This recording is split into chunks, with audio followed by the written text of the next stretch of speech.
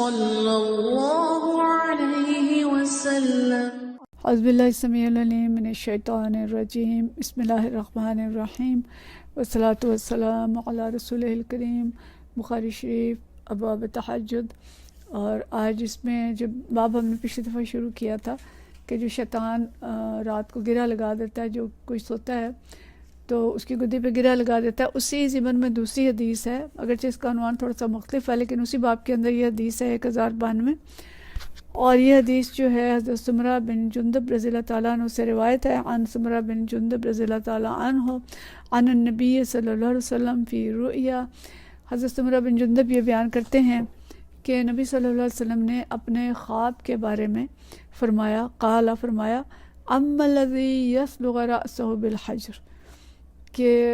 جس شخص کا سر پتھر سے کچلا جا رہا تھا، فإنہ یأخذ القرآن فیرفضہ، کہ یہ وہ شخص تھا جس نے قرآن مجید کو حاصل کیا، فیرفضہ، پھر اسے چھوڑ دیا، وینام عن الصلاۃ مکتوبہ، اور فرض نماز سے غافل سویا رہا۔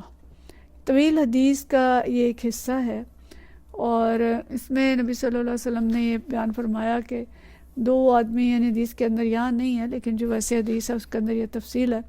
کہ دو آدمی میرے پاس آئے، ایک جبریل اور دوسرے میکائیل تھے، یعنی انسانی صورت میں تھے۔ وہ مجھے لے گئے تو راستے میں مجھے ایک شخص ملا جو بیٹھا ہوا ہے،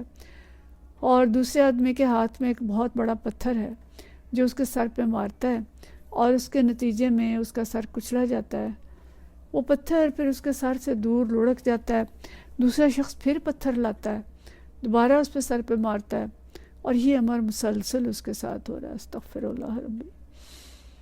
تو اس کی تعبیر آپ صلی اللہ علیہ وسلم نے یہ بتائی کہ جس شخص کا سر پتھر سے کچلا جاتا ہے، اس نے قرآن لیا تھا، کہ وہ شخص جس نے قرآن مجید حاصل کیا تھا لیکن اس کو چھوڑ دیا تھا۔ اور دوسری بات یہ فرمائی کہ شخص فرض نماز پڑھنے سے سویا رہتا تھا، یعنی فرض نماز پڑھنے کے لیے بھی نہیں جاگتا تھا۔ تو یہ چونکہ باب پچھلا تھا کہ شیطان نے گدی پہ گرہ لگا دی اور وہ نہیں اٹھا، تو اسی ضمن میں یہ بھی ہے کہ شاید فجر کی نماز کا خاص طور پہ ذکر ہے، لیکن ایسا ظہر کے وقت بھی ہو سکتا ہے کہ ظہر کے وقت سویا، اس نے ظہر نہیں پڑھی، یا ظہر کے بعد سویا تو اس نے عصر نہیں پڑھی، یا عشاء سے پہلے سو گیا تو اس نے عشاء نہیں پڑھی۔ یعنی نیند کی وجہ سے کتنی نمازیں جو ہے متاثر ہو سکتی ہیں۔ یہاں پہ کسی کوئی خاص وقت کا ذکر نہیں ہے کہ کوئی بھی نماز جو ہے وہ متاثر ہو سکتی ہے، لیکن دو خاص باتیں ہیں۔ ایک تو یہ کہ اس نے قرآن لیا اور چھوڑ دیا۔ اب قرآن لینا یا قرآن حاصل کرنا، جب ہم قرآن پہ ایمان لے آئے تو ہم نے قرآن لے لیا،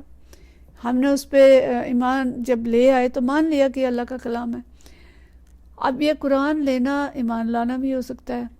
قرآن لینا حفظ بھی ہو سکتا ہے کہ اس نے حفظ کیا اور حفظ کرنے کے بعد اس کو چھوڑ دیا۔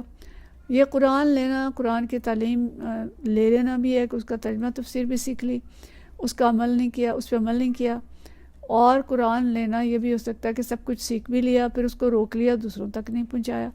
یعنی مختلف لوگوں نے اس کی مختلف تشریحات کی ہیں، اور یہ تو ہمیں معلوم ہے کہ قرآن جو ہے یہ ہمارے حق میں حجت ہے یا ہمارے خلاف حجت ہے۔ تو یہ بڑی مختصر حدیث ہے لیکن بہت ہی اہم حدیث ہے کہ قرآن کے تقاضے کیا ہیں، قرآن پاک پر ایمان کے تقاضے کیا ہیں، اور قرآن اگر ہم مان لیا ہم نے کہ یہ اللہ کا کلام ہے اور اللہ نے نازل کیا ہے ہمارے لیے، اور نبی صلی اللہ علیہ وسلم اس کو لے کے آئے تھے کہ ہمیں دیا، اور اللہ نے فرمایا کہ میں نے تمہاری طرف یہ کتاب نازل کی ہے جس میں تمہارا ذکر ہے، فیہ ذکرکم، کہ اس میں تمہارا ذکر ہے، یعنی ہمارے ہی لیے یہ کتاب نازل ہوئی۔ اگر آج کی زبان میں ہم بات کریں تو انسان جو دنیا میں آیا تو اس کے ساتھ یہ عملی مینول ہے جو اللہ تعالیٰ نے بھیجا،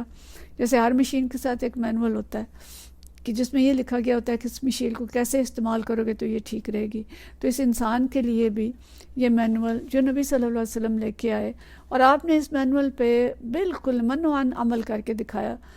کہ اس طرح تم نماز پڑھو، اس طرح روزہ رکھو، اس طرح عبادات کرو، اس طرح سو، اس طرح جاگو، یہ کھاؤ، یہ نہ کھاؤ، یہ حلال ہے، یہ حرام ہے، یہ صحیح ہے، یہ غلط ہے،